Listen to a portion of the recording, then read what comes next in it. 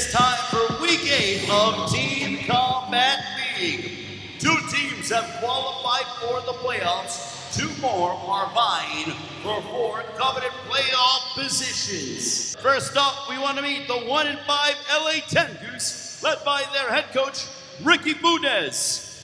And now let's meet the 2-3 Dallas Enforcers, as they are coached by AC Bryant. It's now time to begin Week 8 of Team Combat League. This is a must-win for LA TenGoose. Yeah, mathematically it's a must-win, because I believe if they lose this week, they have no mathematical chance of getting even the 4th spot in the playoffs. Team Combat League, which qualifies you for the playoffs. So right now it is Lopez, Leanne Calderon. Away. Look at this. Calderon trying to use the ring while Lopez trying to walk her down. Good trading, good action from both. Nice straight left hand. Calderon looking to go ahead and answer back. Got a good shot. See, Lopez has a little bit better set on her feet. She's starting to take control of the round. Matchups that they need to win handily. You cannot leave it and have any doubt whatsoever, Paul. June 8th, it is the last day to add free agents to your team. Yeah, so thus far, it's been good action this season, and things are starting to heat up tonight as well. Good little counter shot there by Candidate, partially blocked, although he gets a good hook in there on Perez. Yeah, remember him. Chicago zone. Yeah, Chicago zone, and if you remember him, he was involved in the Jesse Smoulier incident, so that is his sort of claim to fame, but he is a terrific fighter. Hey, listen, Bola's got more than that. Oh, absolutely. Round. So big competitive, but I think Candidate is starting to get the sharper shots off. Lopez won that round, so a 10-9 in an early lead, but Candidate comes back with another right hand over the top. He's got the shorter shots on the inside consistently in this round. One of our fights to watch, as Amir Tyson spoke with Benjamin Whitaker earlier tonight. They actually fought in June of 2020. He certainly has been able to get the better of Jose Perez, and then he steps in with the left hook. So now Candidate is moving forward. Oh, good slick moves there. And he slips him, and when it's a majority decision, both guys come out thinking they won the fight. So might be some unfinished business here on both of them. Okay, so Candidate won that round, so we are even at 19 of LA TenGoose throughout the season, even though they have a 1-5 record. Yeah, in a season where a lot of them have been undependable. Pannon and Silva have been very dependable. If you are LA, they are trying to sneak their way in the playoffs. 2 big right hands by Benjamin Whitaker. Under a minute left here in the 3rd round. Yeah, Pannon caught him with a little short left on the way out, but again, competitive here. Is Pannon now trying to step up in the second half of the round here and trying to get this round back. Could leave the round up in the air. I do think good right hand there work by Whitaker. Good right hand by Benjamin Whitaker. I think overall body of work, though, you would have to give it to Benjamin Whitaker. Yeah. So LA has jumped out to an early lead. But here comes Amibolo Osundario. Good idea to go to the body there for Lozano in that last exchange, but overall, he's not been able to track down Osundario. And Osundario's kind of controlled the distance with a good jab for most of the round. Still a minute 20 to go, though. A good hook there by Lozano. I think Lozano has picked up the pace in the second half of the round, Paulie. Lozano did not get overwhelmed, and he buckles the knees of Osundario. Another right hand, and Lozano's confidence is starting to soar. That'll end the round.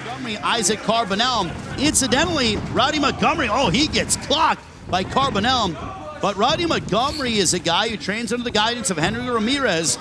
Ramirez now has sort of loaned Montgomery to Team Combat League and Ricky Funes in LA. Oh, whoa, big shot down goes. It looked like Montgomery went down. They're going to call it a knockdown. Yeah, gloves touched. Gloves touched. So that is big, because essentially what that does is that ties up the matchup for the Dallas Destroyers. Yeah, the round goes, but yeah, it's big if this advantage continues here for Carbonell. So Carbonell has started off strong. Between them will allow them to keep going, and a nice left for Isaac Carbonell.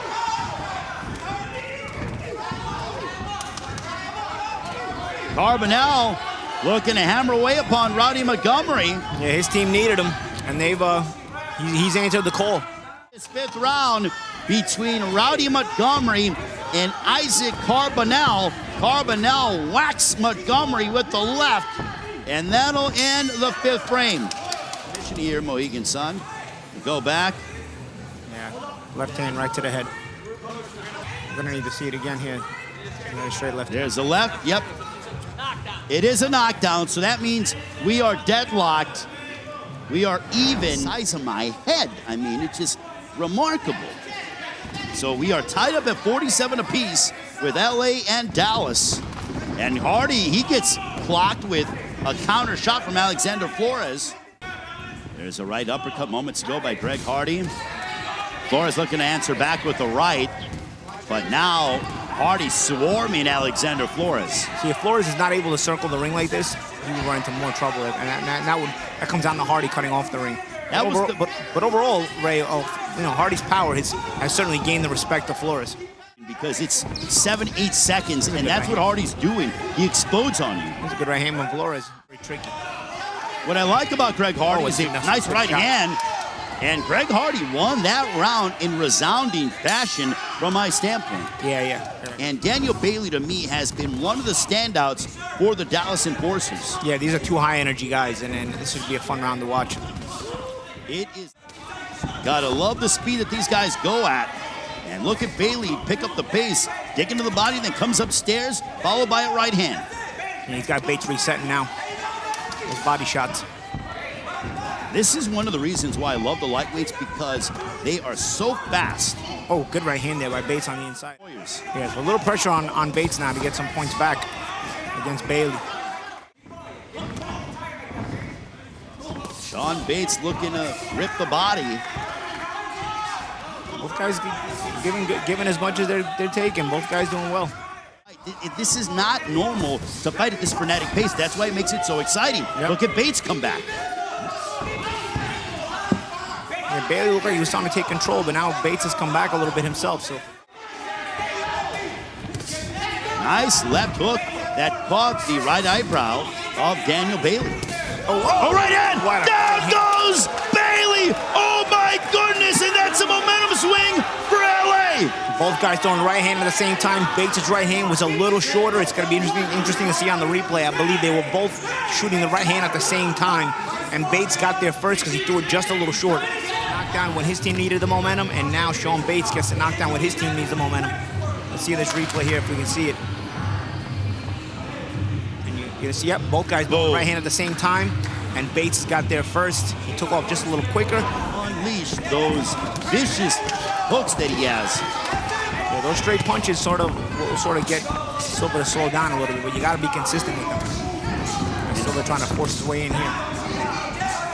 Silva, though, and I like how he attacked the body. Oh, overhand right for Alejandro Silva on Corey Cad. As Alejandro Silva looking to attack Cad as we approach the 60-second mark. A right hand for Silva. That's got Cad going backwards. And again, much needed from LA, as tonight they are out if they don't come up with a win. When I circle the wagons, get back on track, and they have built up another 2-point lead. Impactful to try to get things turned in his favor.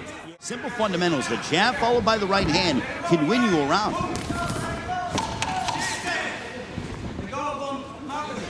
Awarded to the two fighters that participated in the most exciting TCL round of the year.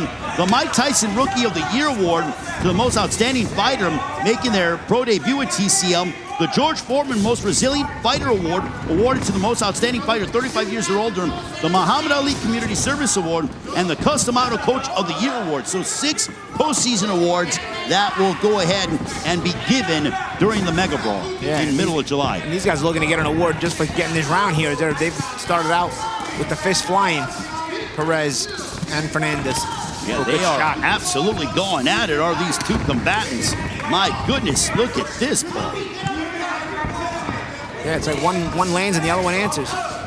They both continue to go back and forth. They are no doubt looking to go for that Ali Frazier Fight of the Year award, the most exciting TCL round of the year.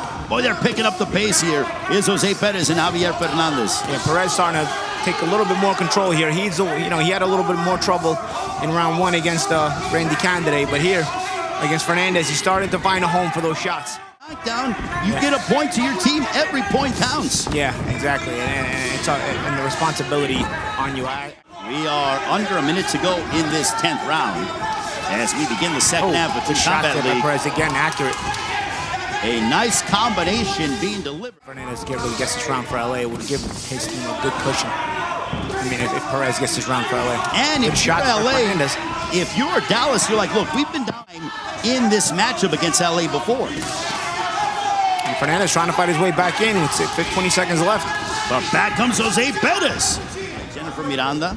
Southpaw Lopez had a very effective first round. Should be an interesting matchup here with Miranda and Lopez. I think Miranda wants to keep her distance and utilize her. You know, she's set on her feet, so she knows, she kind of has a really good idea of what she's going to do and not do. She knows how to put that pressure on you. Miranda moves around a lot, and she throws some awkward shots, and she's consistent.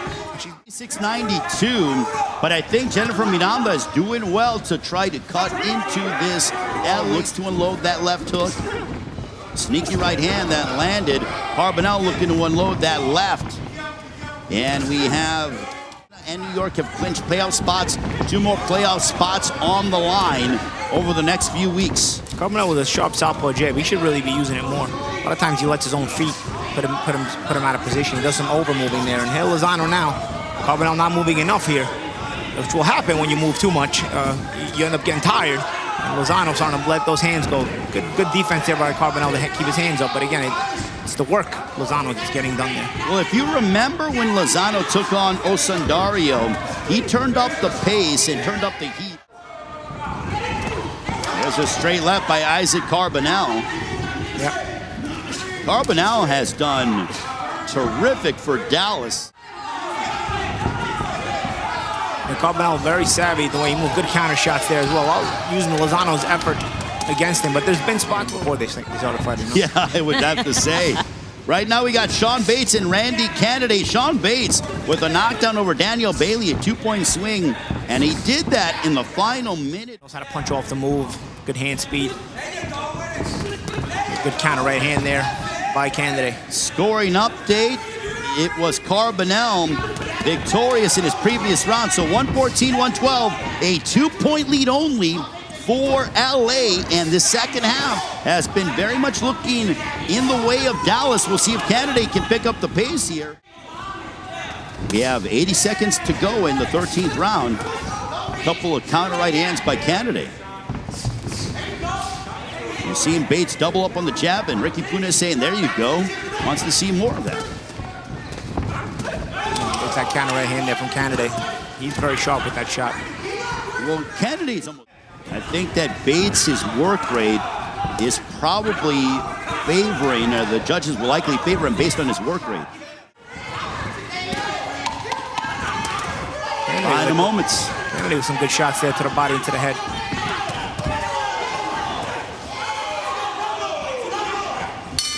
And that'll end the 13th round. I think back with another 3 minutes with Silva, so they figured, you know what, let's get Whitaker against him. And also we saw a little bit of blood on the hairline of Alejandro Silva. Thankfully, though, he's okay and ready to go. There's an overhand right by Alejandro Silva.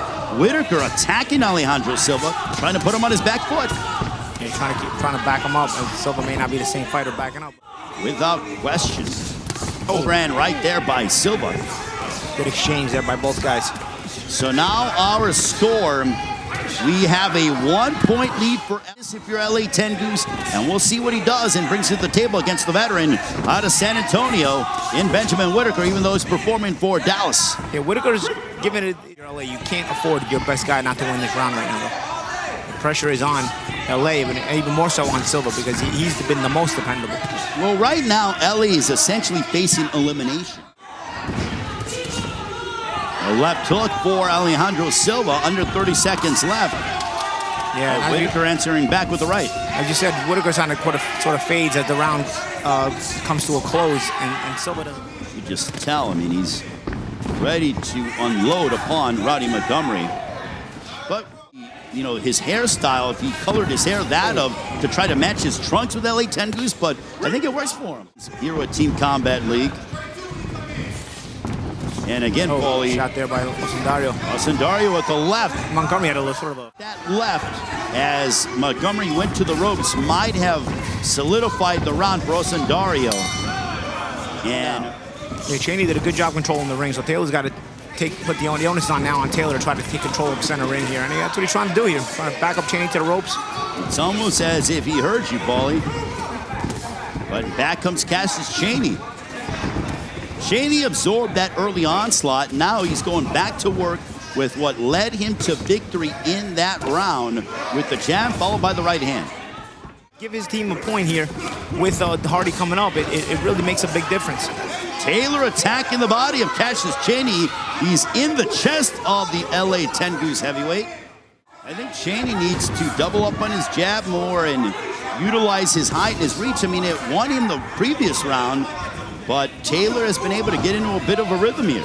I think Taylor, what he's done is he's done a good job of making that left hand of Cheney not be as effective. You know, slipping between the first round and now we're up to the last 30 seconds here. They haven't really gelled well as far as it being entertaining, but nonetheless, you know, you still got to be effective. Good right hand there by Cheney, and in a close round, every little bit is going to help you. Absolutely. There was a jab followed by a right hand. Cheney looking to pick up the pace here.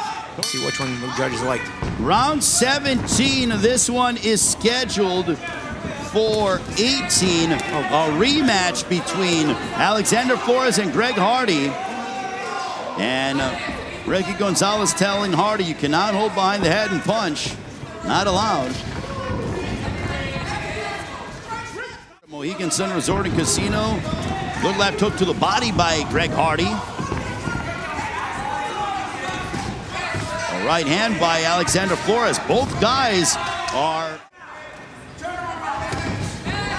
Right hand for Greg Hardy, but Flores ducks underneath. And we are tied at 151. Taylor won that round. We are deadlocked at 151 apiece. Good shot. Oh, down goes Greg Hardy on a left hook by Alexander Flores. You could see Flores getting some good timing going this round, or even earlier in the round. Holding his ground a little bit better, and he makes it pay, makes it count. How significant is that? You're tied, and now it is a 2-point swing for LA TenGoose. And that is a huge swing because Hardy's one of the guys that's been automatic for Dallas, and now you just won a 2-point round against him. Well, let's see if Hardy gets it back. There's still a minute left. Well, Hardy, they're both just swinging, going toe-to-toe. The fistic fireworks are being thrown in abundance. A left hook by Flores as Hardy goes backwards. Oh, down goes Hardy. This one's over. A 10-7 round as Alexander Flores might have saved LA's season.